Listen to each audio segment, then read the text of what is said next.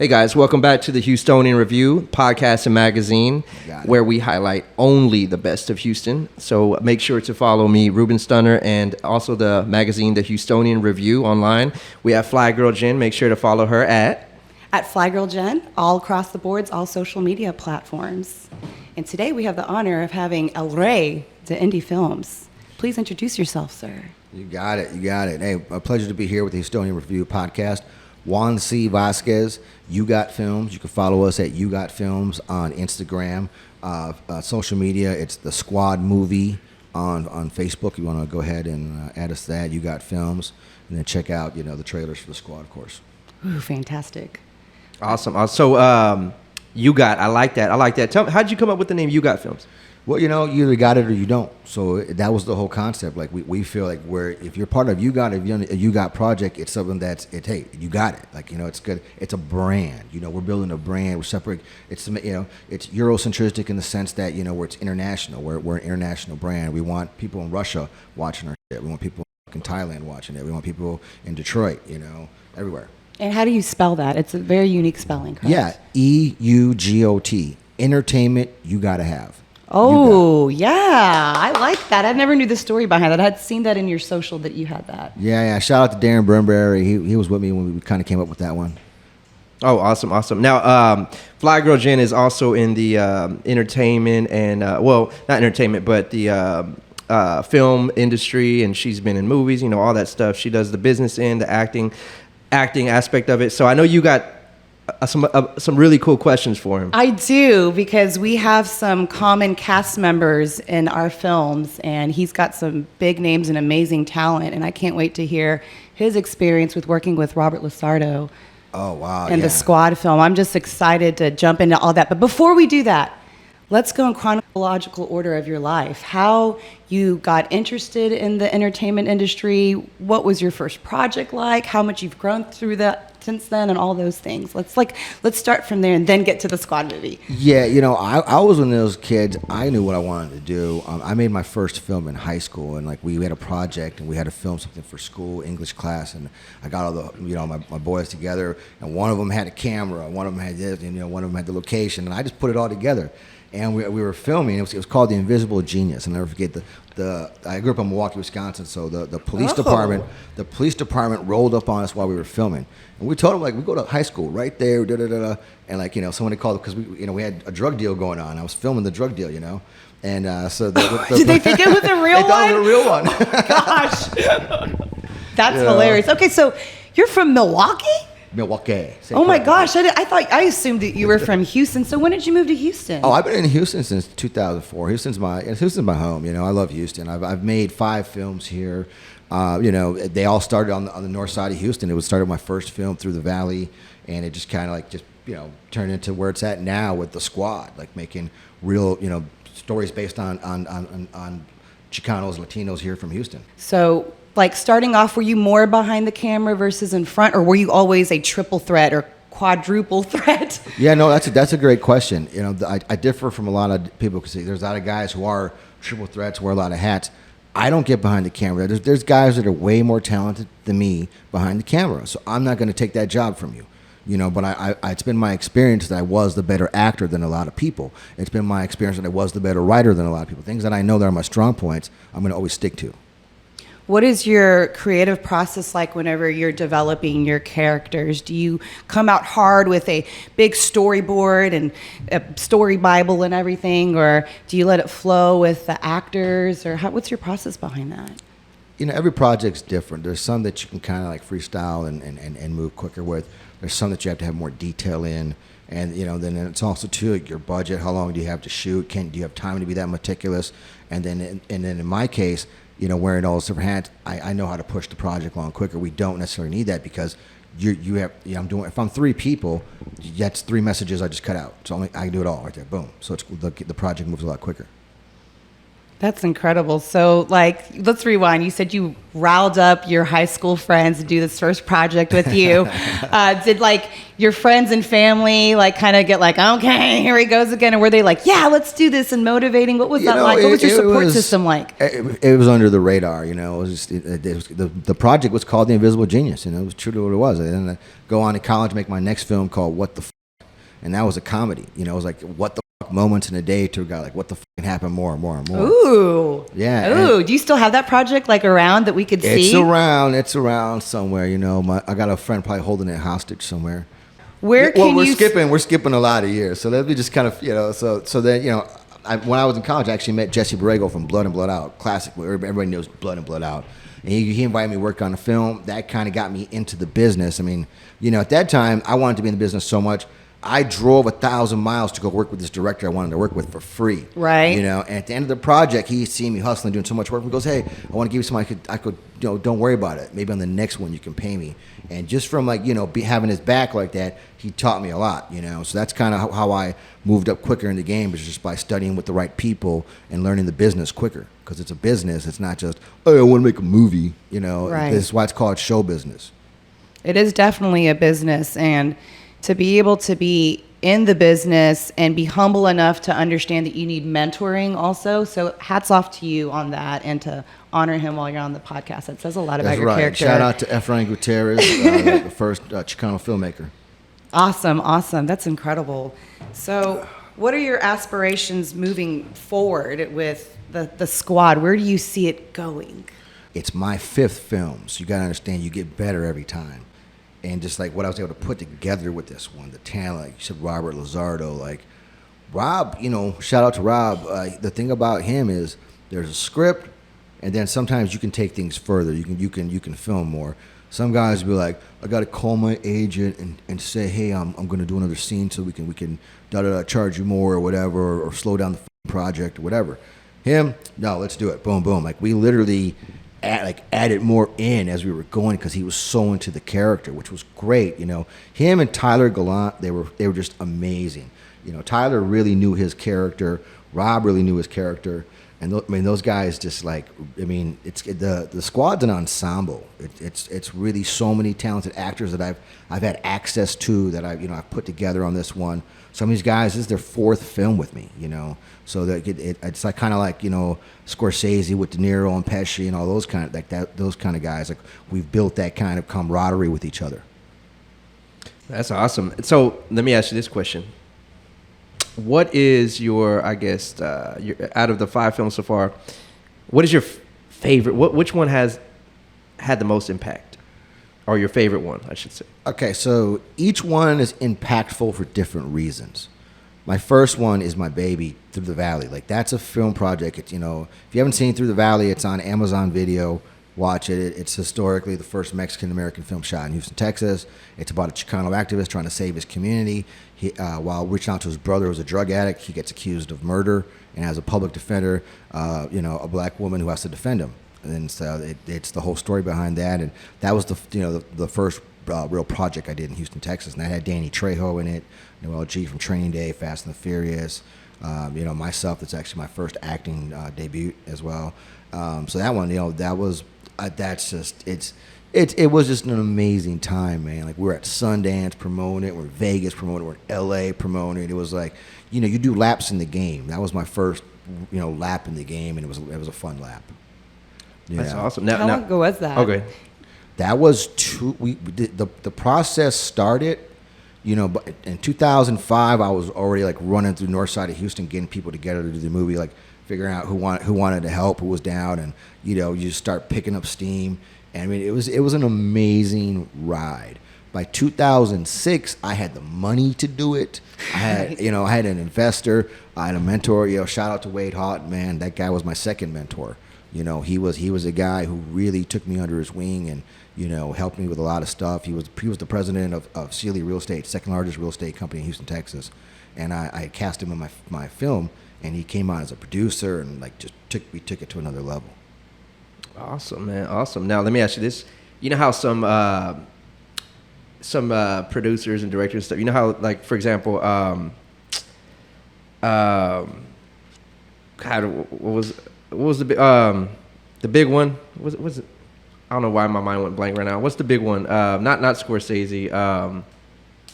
Tarantino? Yeah. I don't know why my mind went blank, but Tarantino. Okay, so you know how Quentin Tarantino, he'll put like a lot of like kind of Easter eggs or like kind of things in the movie that kind of make you question other movies that he's done. Do you do stuff like that too? You know, I mean, it's up for debate because like there was a rapper that's now a big time producer here in Houston. Like, you know, a shout out to Tex. You know, shout out to Hustletown Entertainment. They digital. Those guys are doing it. Tex reached out to me when I was doing Trap Plane. So we'll get to Trap Plane. Trap Plane is the most fun that I've had doing a movie to this day. Why? What was so fun about it? It was just the magic. We were just like, I literally had this producer. The guy gave me $15,000. That was our beer tab at Twin Peaks. the crew that I had, and somehow I get a $50 million plane as the set. Nice. You know, it was November of 2015. I was in John Garzone's kitchen, and I said, "Hey man, I want you to play the drug dealer." Because the drug dealer was really important on this film. Because this guy, he's a flamboyant drug dealer flying around on his plane, protected by the CIA, doing all stuff, you know, covert missions, and this guy's got to sell it. And I knew he was the guy. And he had played Rico in Through the Valley, the previous film. So now his second film is going to go into with me. His girlfriend at the time, now his wife, Jessica Jeans from The Box. Shout out Jessica Jeans. Yeah, she's the morning show host for the Box. I mean, yeah, 97.9 The Box, whatever. But they're great friends of mine, and like, so what was cool was, you know, like, he goes, "Hey man, let me do that, you know, the intro." So and he's rapping. He goes, I get it from Rico and flip it to Sofrito. So you talk about, you know, the impact. Like, you got people already catching on to the characters' names and putting them in the song. It was a lot of fun. Like, you know, that impact. And so that's what I was saying. Getting back to Trap Plane, November 2015. I'm in his kitchen. I got this idea for Trap Plane. November 2016. So now I shouldn't hit the table. My bad. I'm violating the rules. So November of 2016, we're in New York, winning Best Drama at the New York Web Fest. Oh, nice. Yeah, and it was electric. I mean, Dave Chappelle was hosting SNL. Conor McGregor was fighting. Trump had just won. And then you have the film festival going on. It's 1,000, you know, entries. We're selected as a finalist. So we're 15 deep in New York going to this film festival. It was so much fun. Oh man, that's nice. You kind of segued me into something I wasn't planning to ask you, but what was life like for you as someone in the film industry during the pandemic? We're a non-union state, so were you still filming, or were you just writing at that time? Writing. That's where I came up with this. I had choices. I could have done Trap Plane Season 2, or I could have done The Squad or something new.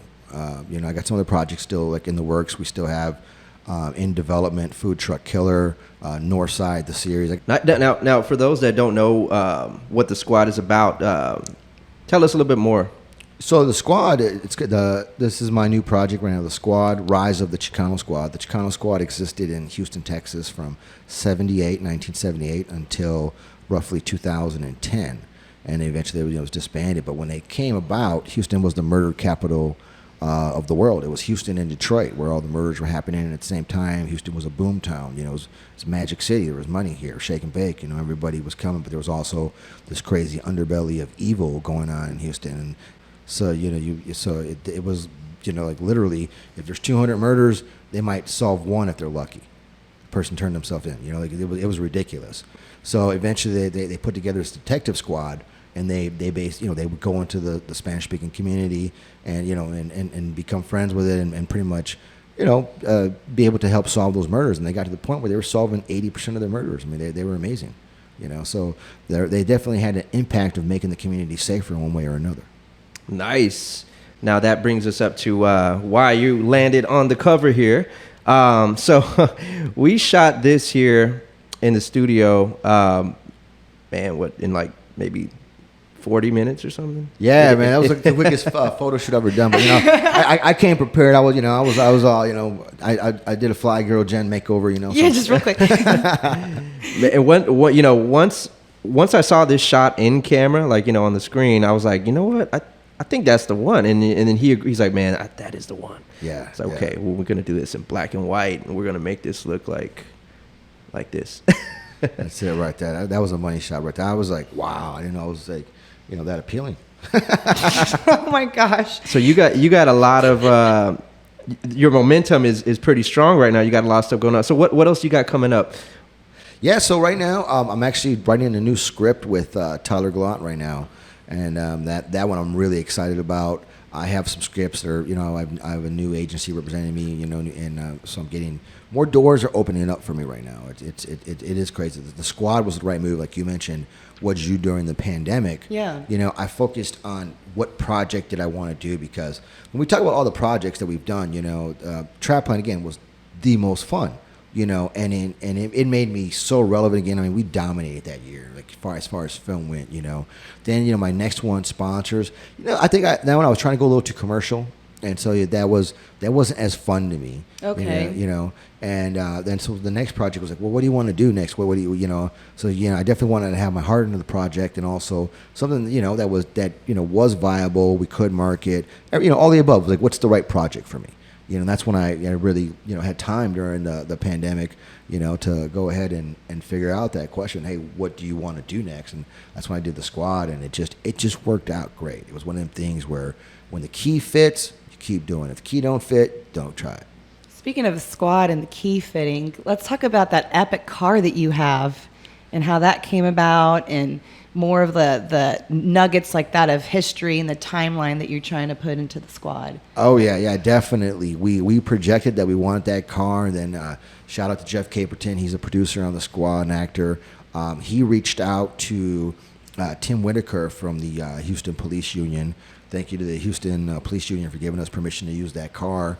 And so we got that car like the last day of filming.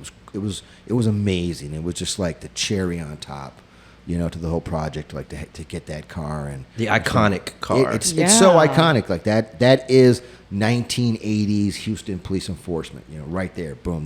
That's as authentic as you can get. That's history. Were you able to drive it around the block? Oh yeah. How did it feel? Did it feel good? How did it feel? So we had all these different. We had so many great cars in the film. Shout out to Fonzo. Fonzo gave us the car for the movie, which was the iconic '76 Monte Carlo that you see on the cover of the Squad. Okay. Yeah, he let us use his car the whole film.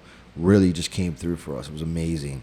And so that's the car that you see on the cover. It's a '76 Monte Carlo. I love that one. It kind of reminds me of Training Day. Was that the one in Training Day? Oh well, the similar to one in Training Day. Very similar. I love that. I love that car. Juan, I have a question for you that I think will be very valuable for the Houstonian Review viewers and intriguing at the same time. Because, everyone's all upset that, everyone's moving to Texas from California. So it's kind of like Hollywood is invading us, but also you've been collaborating with Hollywood for a while. You, as a director based out of Texas, you use union talent from California, but you also use local talent. So what is your process for casting and working with the talent from union, non-union, local, not local, and how can they get involved with you? Yeah, well, pretty much, you when they're union, you're going to be working with their agent. There's a process. When they're non-union, sometimes they can just make their own decision and say, hey, I want to work with you. And then I've had union people tell their agent, hey, I'm working with Juan. Here's the details. It's already done. So it does come down to like your relationship with the actors and the talent, and that's very important. So you got to keep that in mind. And I've been lucky. Houston, Texas does have a lot of talent. Yeah. I mean, it's crazy how much talent is here, and how there's not a bigger industry for things, and it's there's definitely agendas here that go against what's best for the real artists here in Houston. They cater to certain groups, and they play those politics. Me, the reason why I'm successful is because I invest in myself. So I look for people that want to invest in themselves. And then that's generally how that vibe works. Because I can say, okay, this guy's investing in himself.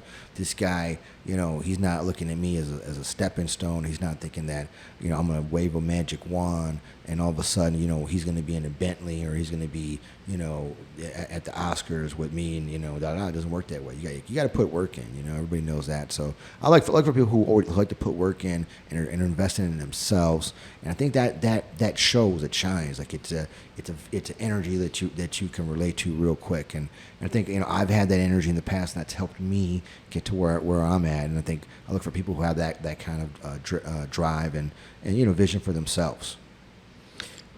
Now, one other question I was going to ask, if you could describe your style in one word or a couple of words, what kind of style would you describe yours as? Yeah, I think I'm Sergio Leone and Tarantino and Scorsese. I think I'm all these guys because they've all influenced me. Alfred Hitchcock. They've all influenced me. So I'm stealing from them all. But combination of all. Yeah, it's a combination, and I hope somebody steals from me. That's just that's the reality. Cool. I like that. Those are some of my favorites as well. And I was watching The Good, the Bad, and the Ugly the other day. Sergio Leone, it's spaghetti western, and man, such an underrated film. I would love for that to be my first. I would love to remake some of those. Man, you know which movie I like a lot. I love that movie. I could watch it over and over. Is No Country for Old Men. Oh yeah. Yeah, because I mentioned Javier Bardem, right? Yeah, I love that. Yeah, that's an awesome movie. Yes, that movie's wonderful. Well, I want to get more nitty gritty details because I'm all about local and elevating people here. And I agree with you. There is amazing talent here.